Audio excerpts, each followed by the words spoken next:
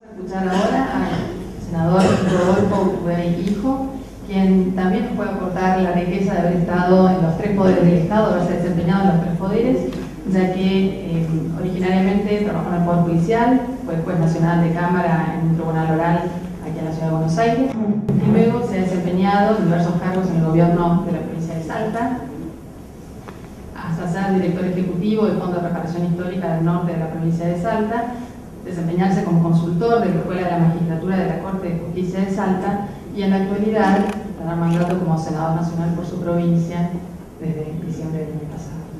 Lo escuchamos. Gracias.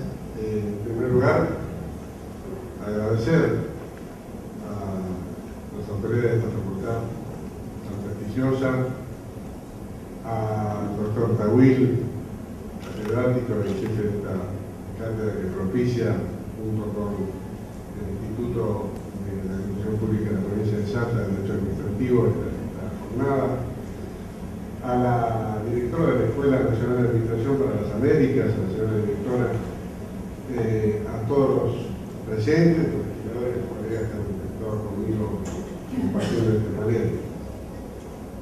Realmente un honor para mí estar acá y tener la posibilidad de coincidir en muchas cosas con lo que se ha dicho y aportar algún elemento quizás distintivo que tiene que ver un poco con mi identidad política e ideológica, y esto es lo que hace la riqueza de estos debates. Una pequeña introducción, ¿no? Yo voy a tratar de hablar más del tema de la burocracia, el tema, digamos, que tiene que ver más con lo que yo entiendo que es la función pública, y después hacer algunas consideraciones políticas de mayor, digamos, actualidad. Sin duda, vamos a coincidir que Max Weber es el pionero en todos los estudios sociológicos sobre la burocracia, siempre tan actual, el profesor alemán, sobre todo por su enfoque, un enfoque sociológico y no un enfoque tanto desde el punto de vista de deber ser, ¿no? Porque a veces los abogados tenemos esa tendencia a usar, digamos, del punto normativo, ¿no? y a plantear todas las cuestiones en un plano normativo y no en un plano sociológico. Creo que Weber siempre nos alerta contra esta tendencia. Y es interesante y muy actual lo que él sostenía, lo que él veía de la burocracia. Primero, la burocracia como un hecho insoslayable.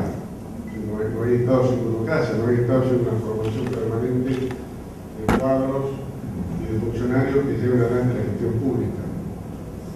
Y en ese sentido también él apreciaba una dualidad, una dos grandes características de la burocracia. Por un lado, lo que decía Federico recién soslayó, el tema de esa visión patrimonialista, la visión propia de las antiguas teocracias, de los primeros estados, digamos, yo diría, digamos, anteriores al Estado Nacional, con formación histórica, y a ese estado, digamos, cabecista, donde la decisión tiene más que ver con la interpretación de una sagrada tradición o religión, o con la intuición, yo diría, o con el sentido de justicia, entre comillas, o equidad que puede tener un líder carismático ocasional que se hace cargo del Estado. Y por otro lado, advertía o pregonaba una visión de una burocracia mucho más nacional, donde los funcionarios se someten a un orden, cumplen normas, cumplen procedimientos, y este cumplimiento de normas y procedimientos, vamos a darle un minuto. No sé si atragantó claro lo que dije o podemos corregirlo.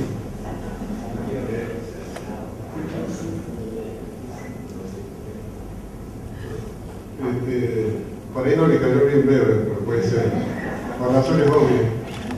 Bueno, decía que Weber creía en la posibilidad de una burocracia donde, regida por normas establecidas, firmes, conocidas con preexistencia, con principio de legalidad, que permitieran a los funcionarios ajustarse a esos procedimientos y esas normas de manera tal que fuera previsible la actividad de la función pública. Por supuesto, Además, hasta decir que el propio Weber lo dice, hay una relación directamente proporcional entre el modelo de Estado y de burocracia y el sistema económico. Sin ser marxista, él lo decía, digamos, que no podía haber un capitalismo, un sistema capitalista, digamos, desarrollado y próspero si no había una burocracia en este sentido, en el sentido de la superación de las formas más primarias y ir al frente a la racionalidad. Yo creo que tiene razón, pero evidentemente no se puede hablar, lo decían acá también mis colegas, no se puede hablar de un modelo de función pública si no se habla de un modelo político, económico, social y todo. Esto es así.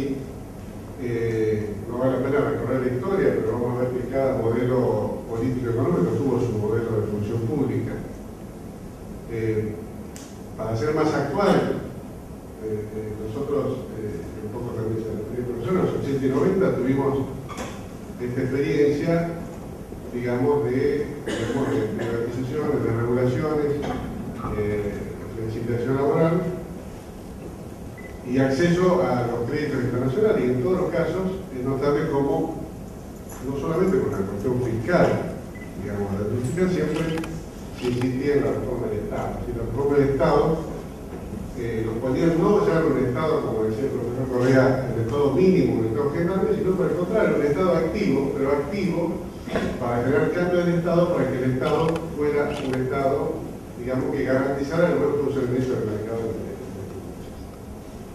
eso que se llegó a llamar la nueva, the new public management, la nueva gestión pública, pautas que daban, digamos, sí, desembolsadamente la Academia Internacional, el BID, el Banco Mundial. De manera que es esto, había un modelo económico, sería largo entrar a juzgarlo negativamente, para mí va a ser negativo, pero no lo voy a hacer ahora, pero lo concreto lo que quiero destacar es cómo se vincula, digamos, ese modelo económico con un modelo de Estado. Por eso yo creo que hay insistencia en que esos cambios eran necesarios, y repito, esos cambios no tienen que ver solamente con un tema de, digamos, de ajuste fiscal, sino con un modelo y una concepción del Estado. Hecha esta introducción, vamos a ceñirnos más a los nuevos desafíos que me pide el temario que hable sobre los nuevos desafíos en América Latina. Yo no sé si puedo hablar de desafíos, conocido con el profesor Correa, si puedo hablar de un todo homogéneo en América Latina en este aspecto. Sería muy pretencioso de mi parte, por otra parte no conozco la realidad de toda la función pública en América Latina, pero sí puedo decir que hay desafíos comunes en América Latina, en términos del modelo político, en términos del modelo económico, que básicamente encontrar un modelo de desarrollo sustentable en el tiempo. Creo que está en la ampliación de la democracia, de la estructura de la democracia, y por último en la búsqueda incesante y activa de una política de equidad social que me parece que, por más que funcionen los sistemas económicos bien, en términos de inversiones y asignación de recursos, siempre la equidad social en América Latina es una cuestión que va a requerir siempre una política de Estado concreta en esa materia. En función de estos tres tópicos, yo quiero plantear por ahí como objetivo la idea de la democratización de la gestión pública. A mí siempre me sorprendió cómo se presentó siempre como un binomio inclusive contradictorio, la burocracia a la democracia, ¿no? Entonces, fíjense, la democracia es el ámbito de la renovación periódica, es el ámbito de la legitimación, es el ámbito del voto, es el ámbito del acceso a los sectores populares de alguna manera la función pública, porque es lo que permite en las democracias modernas con partidos de base popular que justamente algunas clases a las cuales no le estaba reservada el alto, entre comillas, honor de proteger la función pública, tienen la posibilidad de hacerlo. Ese es el ámbito de la democracia. Y por otro lado, la burocracia era el ámbito, digamos, de la permanencia, de la estabilidad, del no acceso muchos sectores de poder en la Argentina, muchos de los cuales me permito decir que todavía subsiste esa idea de que esos sectores son patrimonio de la clase. Y cada vez que uno quiere, clase no me refiero solo a la clase social, me refiero ya, inclusive puedo hablar, como decía Federico, hasta de clase en el sentido de una determinada posición sindical. Es decir, clase más en el sentido de oligarquía que de clase.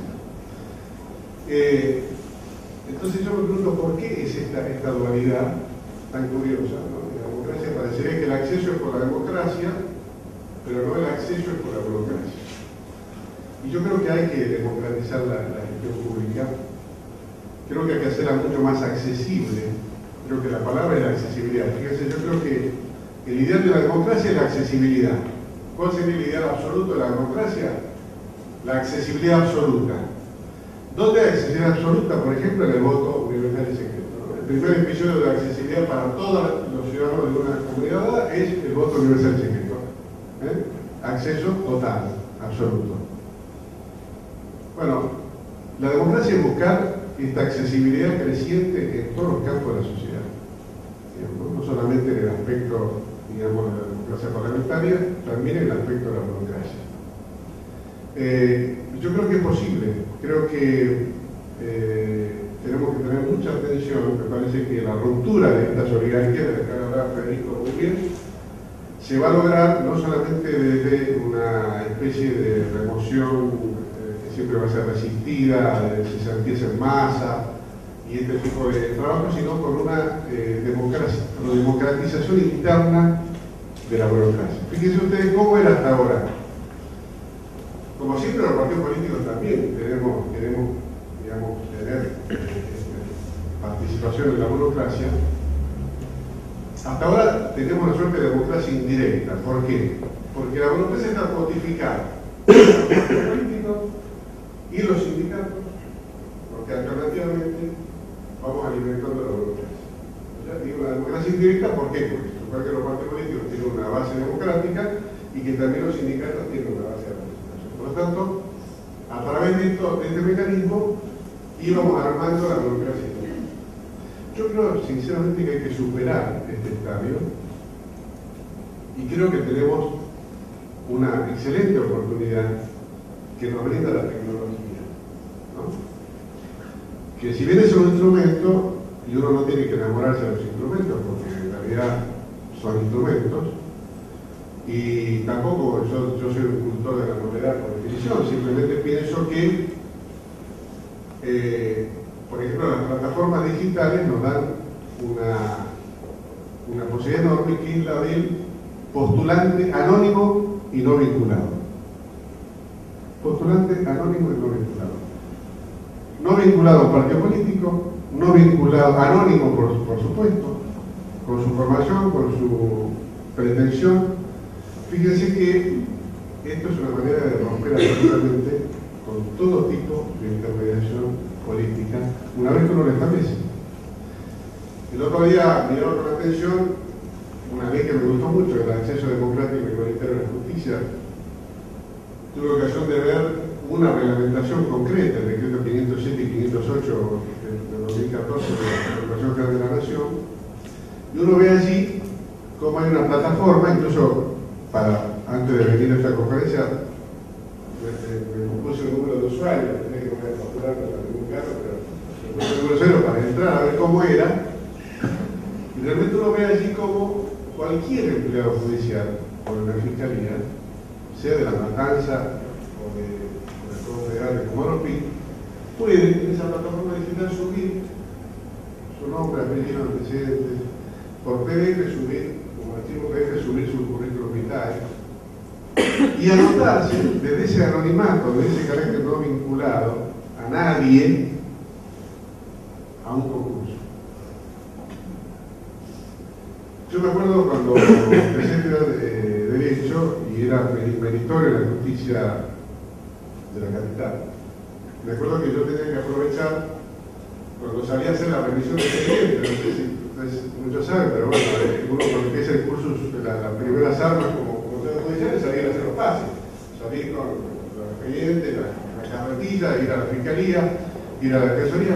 Entonces yo aprovechaba ese paseo, que uno a veces lo extendía un poquito, ¿no? Para ir visitando juzgados y diciendo, che, hay una vacante acá, no hay una vacante, avisarme si hay una vacante. Era la conversación típica de todos aquellos que éramos meritorios y buscábamos una promoción. porque el palacio era gigante, los edificios de la justicia son un montón, y uno venía de Salta, bueno, a ver a quién encuentro.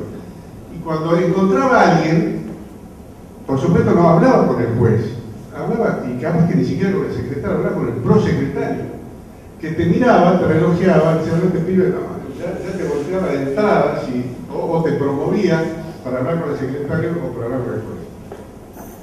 Fíjense qué mundo, y era la única forma de ascender, era la verdad, o ser sobrino de alguien, o pariente de alguien, o hijo de lo que fuera. Fíjense la distancia sideral que hay entre este modelo, que, digamos, lo podemos en absoluto. En este caso de una cierta clase judicial, en otro caso de una clase política, en otro caso de una clase sindical. Pero digo, en este tema es donde yo creo que nosotros tenemos que avanzar fuertemente hacia una accesibilidad en la burocracia. Y esto yo creo que va a promover el mérito. Fíjense, idoneidad, que es el requisito de la Constitución, para estos cargos no es sinónimo de pertenencia ni de vinculación a ningún sector social, político o gremial. Idoneidad es simplemente ser capaz de hacer las cosas que se tienen que hacer del Estado. Y yo creo que si nosotros establecemos esta plataforma digital, si nosotros aplicamos, vamos a ser víctimas de nuestra propia creación. Una vez que uno inicie estos procesos, ustedes fíjense, me decía un fiscal, es una barbaridad esto, me van a poner el escribiente, me van a poner, porque digamos, si no lo ponía yo y lo ponía un sistema, digamos, casi diría familiar o personal. Esto yo creo que es, me parece una oportunidad, y yo quería poner el enfoque en esto, esta idea de la democratización, que no es, digamos, un pasaporte a que entre los que menos saben, sino un pasaporte a que entre los que más saben, y no están tenidos en cuenta porque no están vinculados, porque no pertenecen a un partido político, porque no pertenecen a un gremio, o porque no pertenecen a una casta judicial, digamos, para hablar de los tres poderes. Me parece que yo creo que es el aporte que hoy lo he entusiasmado con comentarles, el tema de la accesibilidad. Y la accesibilidad tiene dos caminos. La accesibilidad es para el que entre y la accesibilidad es para el que recibe la gestión pública también. Y yo ahí quiero poner otro ejemplo magnífico de cómo se aplican las nuevas tecnologías a los procesos de gestión pública. El tema en Argentina, no sé si el profesor por ahí lo conoce o no, el tema en Argentina de los documentos. De lo que costaba en Argentina tener un DNI o tener un pasaporte. Era una cosa realmente que uno tenía que llamar al amigo para ver dónde hago el trámite, después ir a Sopardo si tiene un amigo para que el pasaporte les haga más rápido. Es decir, todo una red, digamos, de vinculaciones e intermediaciones. Por supuesto, todas tenían su sentido de corrupción, obviamente. Corrupción desde llevar un paquete de media luna a la gorda de la Policía Federal que era Sopardo, te aceleraba el pasaporte, hasta otras cosas mayores. Pero digo, esto también tiene que ver con la corrupción y tiene que ver con la transparencia. Y hoy uno puede tener en 2 o 3 días su documento, su pasaporte. Si lo quiere tener en el día tiene que pagar un poquito más, me parece perfecto, lo puede tener en el día. Y esto simplemente con una organización de una tecnología que ha hecho que vos no necesites conocer a nadie para sacar tu documento en tu pasaporte. Es decir, es un instrumento, pero es un instrumento que genera igualdad de oportunidades absolutamente desconocida en el mundo de la burocracia. Y esta accesibilidad en realidad también, fíjense qué cosa curiosa, también estos sistemas procuran mayor transparencia. ¿Por qué? Porque están en bases digitales. Uno tiene la posibilidad de observar, se hace mucho más visible el proceso. Y además de hacerse visible, se hace lo que los americanos llaman accountability, es decir, se hace auditable. Por ser visible, se hace auditable. Y se hace transparente. El otro día observaba hay una página interesante del Senado americano, donde uno puede saber, digamos, acceder a la agenda personal de cada senador y saber qué entrevistas tuvo y con quiénes. Entonces, fue el lobista de X, dice, bueno, se entrevistó con el señor tal por motivo de proyecto de subsidio, X, lo que fuera. Uno podría tener hasta, tiene el senador americano, bueno, las elecciones pueden subir toda su agenda personal, su agenda pública personal. No, no. Está guiado por Carlos Castro.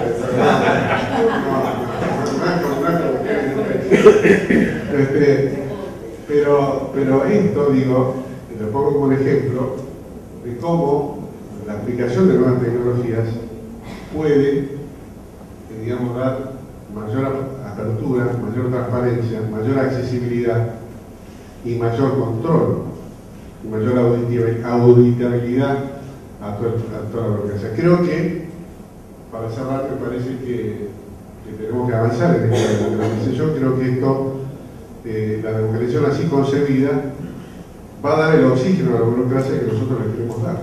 Realmente, si no, la burocracia se convierte en un coto de casa, como se dijo acá, no voy a ser original, un coto de casa de los partidos políticos, de los sindicatos, o también empieza a funcionar, como decía Federico, de la colonización, como un poder en sí mismo. Es decir, la burocracia ya no respondiendo a un interés de un partido político o de un sindicato, sino respondiendo al propio interés, como una organización que se conduce y se satisface.